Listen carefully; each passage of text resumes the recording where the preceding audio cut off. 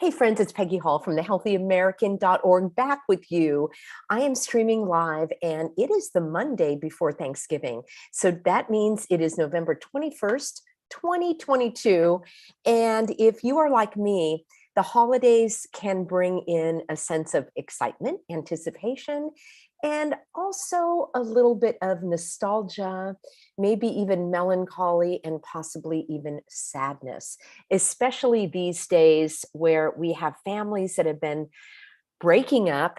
There have been loved ones that may have passed on. There are strained relationships. I understand that, as I'm sure many of you do as well. So, this message is for those who would like some positive encouragement as we sail into the holiday season. Let me know in a comment below how you normally celebrate the holidays, how that may have changed over the past couple of years, and what you have in store for this year. I'll speak a little bit for myself and what I've been through. So back in 2020, interestingly, in 2019, we had one of those Thanksgivings that was what you see in the movies. And I'm not talking about the Hallmark movies. Maybe I am. I'm talking about those kind of movies where there is a lot of, shall I say, friction and misunderstandings and differing opinions. And it was very shocking to me because we have had Thanksgiving and Christmas holidays together for years, and nothing ever really happened like it did in 2019. It was very interesting to me because I remember very clearly going around the holiday table and we were talking about, this is strange because I don't know if it was a premonition, but we were talking about what would you do if there were some type of disaster. For example, all the electricity went out, there was some type of severe storm, the apocalypse hit, and we went around the table and everybody was talking about the top things that they would want to have in terms of survival. Now, you may or may not know that my husband, I'm just getting all my things queued up here. You may or may not know that my husband, Pastor David, and I, we consider ourselves preppers. So when this topic came up in terms of what will you have on hand, things came to mind that a lot of people might not think about. For example, tools. I think having tools is one of the, tools are one of the best things that you can have in terms of being prepared for the future, because you can fix things. Even if you don't know how to fix things, somebody else might want to. You could even barter. And then we talked about having coffee. Again, that could be used as a barter item. And of course, having knowledge, having personal protection. Something that never came up in the conversation was having toilet paper. Nobody said that that was on the top of their list for survival. But somehow the conversations took a turn, and it was very startling that there was unanticipated friction. So that was interesting because that was 2019. And then when 2020 came around, many people weren't having the holidays together anyway. And what we did at the Healthy American is we did not comply. We defied the orders because those orders had no teeth. There was no legal authority for anybody to stay home or not go outside. In my state of California, the governor said that you can have no more than 2 families in the same household celebrating, and then you had to stay 6 feet apart. You had to have disposable plates and cutlery, and you couldn't sing and you couldn't talk loud. It was absolutely ridiculous. So what we did is we put together an outdoor party of about 300 people. And that video still lives on over at peggyhall.tv and also on BitChute. And I think some of my other channels. It's not here on YouTube, I don't think, but it was awesome. I'll have to see if I can give you a link, because I have the voiceover where I am reading from the governor's orders where you're supposed to stay home and not share any food. And then you see all of the images of hundreds of us outside sharing healthy hugs, enjoying ourselves. And that was in 2020. And that was right here in Orange County. So in 2022, we kept that tradition going, and we had our Healthy American Thanksgiving in San Diego County, and we had people come from all over the state. So we have had a tradition over the last couple of years of defying what these illegal, illegitimate, unlawful, immoral, ridiculous orders to stay home. It was interesting, though, because I was ready for a change. I was ready for a change in 2020. And boy, oh boy, did we have a change. And for this year, although we are not doing the giant Healthy American celebration, we are doing more of a stay-at-home Thanksgiving. And I think for many people, the first year was very rocky. The second year, things may have smoothed out. But here we have it, where there may be people that are experiencing the loss of loved ones. They may be having their own separation, even if their loved ones are still alive, and they decide that they may not want to spend those holidays together. All of this is a long introduction by way of saying, I have some remedies for you if you are going into the holidays with a sense of dread. So dread would be the opposite of enthusiasm. Enthusiasm means you're looking forward to something, you have energy and excitement around it, you are ready to get in the game, you want to be with people. And then reluctance, that you may have felt reluctant about the holidays even before all of this hogwash. But let me share with you a couple of things that I've done over the years that have helped me sort of keep my spirit up and to stay encouraged even in the somewhat difficult times during the holidays. And again, this may not be a message for you if your family is intact and you have all the same traditions, but let me paint the picture for you. So actually prior to 2019, my parents they are enjoying eternal glory. And so that has been a change for me over the last several years. And I remember very distinctly after my mom passed away that Thanksgiving was the next holiday, and it was so sad for me. I wanted to do everything in my mom's honor. I wanted to use all of her dishes. I wanted to prepare her recipes. I wanted to use her tablecloth. I wanted it to be as close to my mom's tradition as possible. Let me know if you've tried doing something like that, or maybe you still do. Maybe you carry on your loved one's traditions. And traditions are basically, well, you know what they are. It's a ritualistic way of doing something the way that you've done it. Maybe it is an outlook, maybe it's an attitude, maybe the tradition for you is the type of food, maybe it's the table setting, maybe it's the location. So that was very difficult for me. It was very difficult for me because I was grieving, and I added on to my grief the desire to try to put on a happy face and make the holiday festive and enjoy it for my mom's sake and dry the tears because she would want me to be happy. That was very difficult. It was very difficult because I didn't really allow myself the time or the space or really the permission to grieve. And it was something to grieve. My mom and my dad, they were no longer there. And it was never going to be the same. I could use the same tablecloth. I could use the same dishes. I could prepare her recipes. I could use the same candles. I could do everything like my mom had done it, and it still would never be the same. So not only did I have the loss of my loved ones, but then I had a disappointment that doing things in the tradition did not lift my spirits in the way that I hoped it would.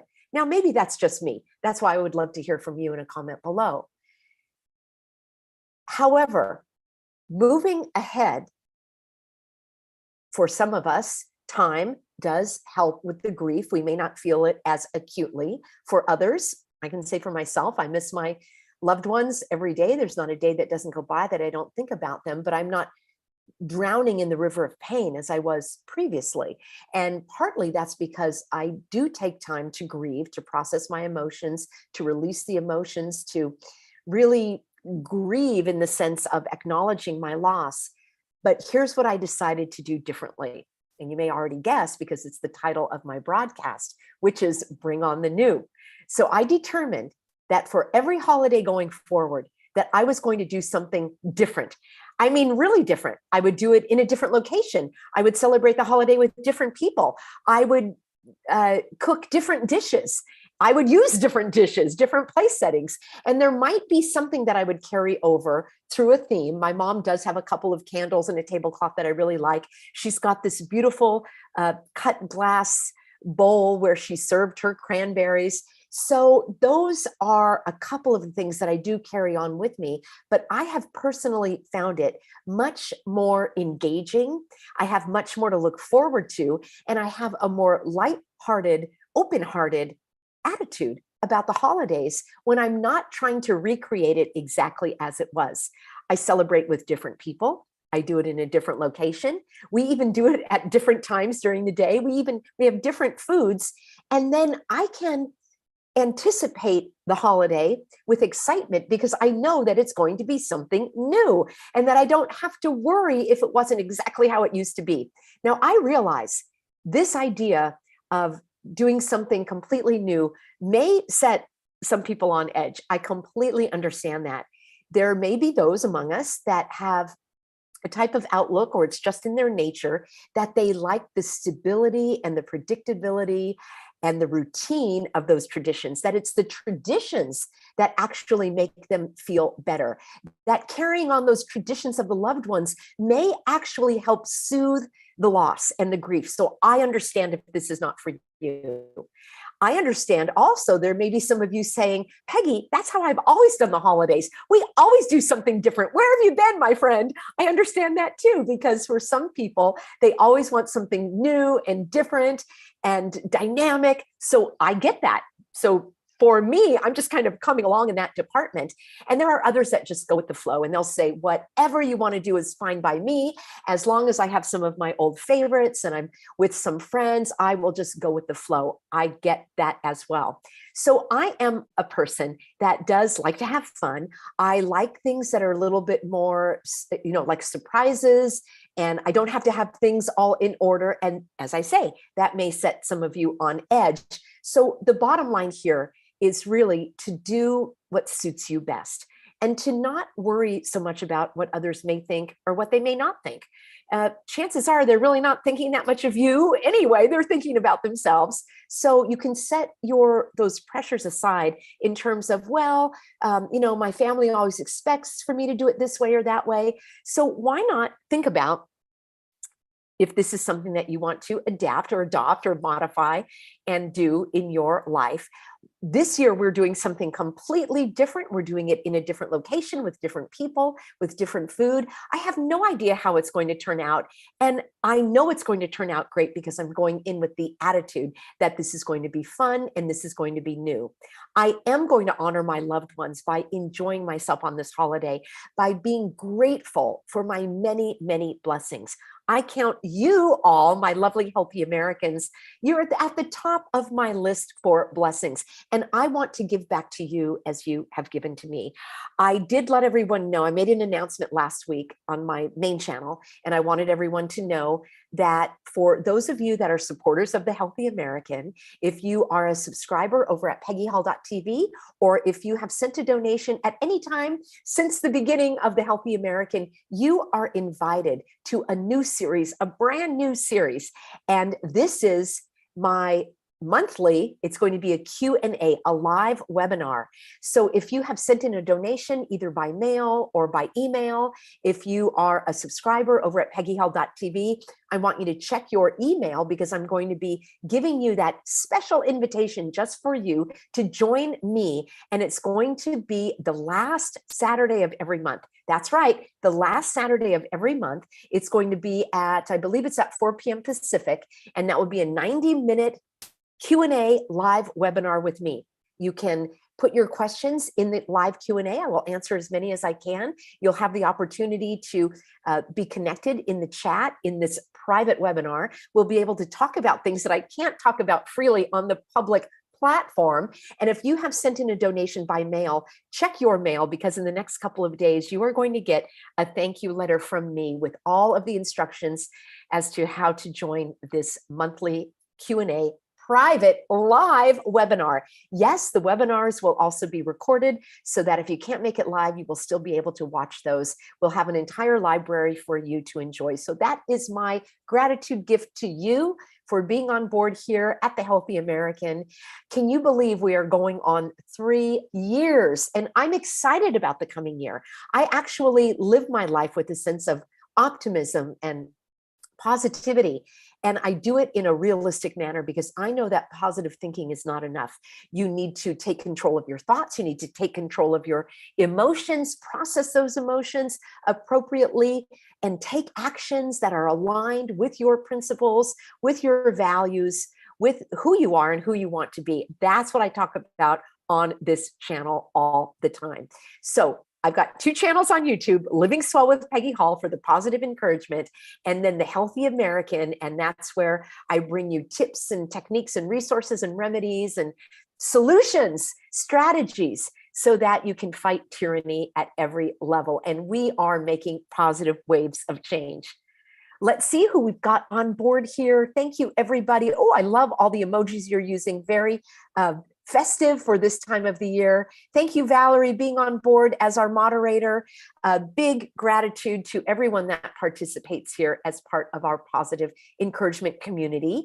And yes, I can't wait to see what you all are doing for Thanksgiving. Let me know if my tip about bring on the new resonates with you. What is something new that you might try this year? And the other thing I want to leave you with is this. It doesn't have to be a 10 out of 10. For some reason, maybe it's just my personality, I used to live my life really ranking my experiences. If I would go out to a restaurant, if there was a party, if I traveled, or had a special meal, what have you, I would give a ranking like, well, it was good, but it wasn't the best. Or, oh my gosh, that was the best fill in the blank I ever had. So it's interesting that sometimes, again, maybe I just speak for myself, we can rank something and think that it wasn't worthwhile because it wasn't a 10 out of 10. I've given up trying to have a 10 out of 10 experience, in whatever it is, going to a restaurant, traveling, what have you, because to me, it diminishes the value of what it is that I experienced. So you can also take that burden off you as well. Your holiday, your Thanksgiving, your Christmas, your New Year's, it does not have to be a 10 out of 10 for it to be meaningful and valuable for you. You are meaningful and valuable to me, and I can't wait to see you in my afternoon live streams at 5 p.m. Pacific, and that is over at the Healthy American here on YouTube. I appreciate all of you, and you can always find me over at thehealthyamerican.org as well. And I'll see you very soon in an upcoming live stream.